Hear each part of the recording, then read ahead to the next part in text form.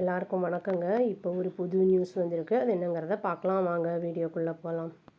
தமிழக வெற்றி கழகத்தோட தலைவர் நடிகருமான விஜய் வந்து என்டிடிவிக்கு பேட்டி கொடுத்துருக்காரு.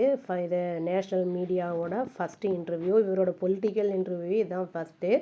இது வந்து என்றைக்கு நடந்திருக்கு அப்படின்னா ஃப்ரைடே அன்னைக்கு நடந்திருக்கு இந்த மீட்டிங்.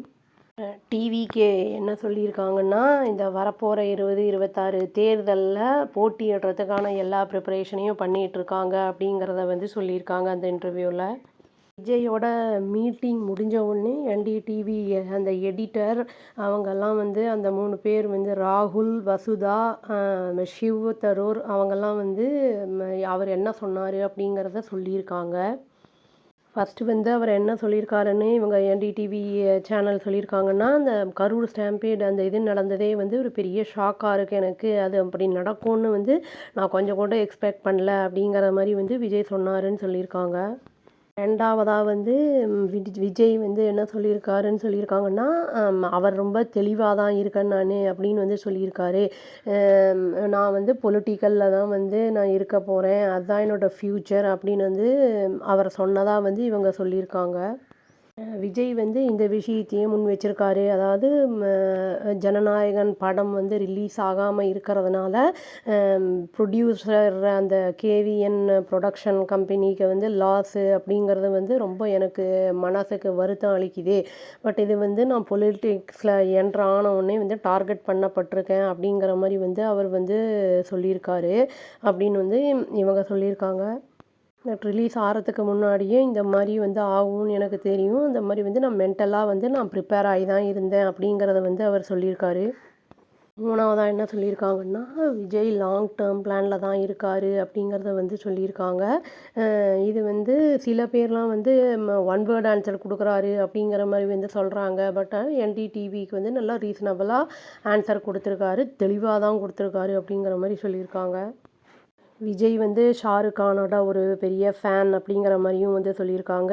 இவர் வந்து இவருடைய ரோல் மாடல் எம்ஜிஆர், அப்புறம் அம்மா ஜெயலலிதா அம்மா அவங்க 2 பேரும் தான் இவருக்கு ரோல் மாடல் அப்படிங்கிறதையும் வந்து சொல்லியிருக்காங்க.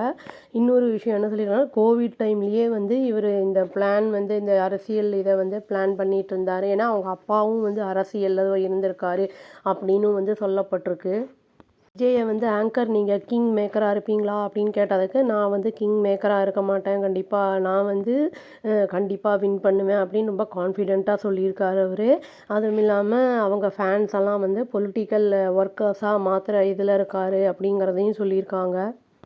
த கிங் மேக்கரை பற்றி பேசும்போது சப்போர்ட்டிங் ஆக்டர் காட்டிலும் மெயின் டிரைவராக இருக்கணும் அப்படிங்கிறத அங்கே விஜய் மென்ஷன் பண்ணியிருக்காருன்னு சொல்லியிருக்காங்க.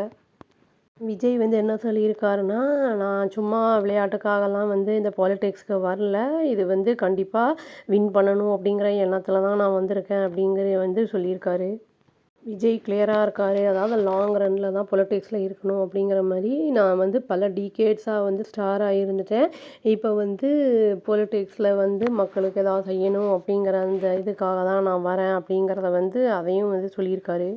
டிவிகே கட்சிக்கு வந்து விசில் சிம்பல் வந்து அலாட் பண்ணதை பற்றி இசிஐ என்ன சொல்லியிருக்காருன்னா, இதுதான் எங்களோட ஃபஸ்ட்டு விக்ட்ரி அப்படின்னு வந்து சொல்லியிருக்காரு. அப்புறம் டிவைன் ப்ரெல்யூட் அப்படின்னும் சொல்லியிருக்காரு அவர். ஃபஸ்ட்டு வந்து இது வரைக்கும் கொடுத்த இன்டர்வியூவில் இதுதான் ஃபஸ்ட்டு வந்து கொடுத்துருக்காரு. வெயிட் பண்ணி பார்த்தா தாங்க தெரியும். எலெக்ஷன் வந்து அதுக்கப்புறம் ரிசல்ட் வந்ததுக்கப்புறம் தான் யார் வந்து ஆட்சிக்கு வர போகிறாங்க அப்படின்னு தெரியும். இவ்வளோ கான்ஃபிடெண்ட்டாக இருக்கார். வெயிட் பண்ணி பார்ப்போங்க. அவ்வளோதான். Thank you. Please do like, share and subscribe our channel and click the all option and press the bell icon. Thank you.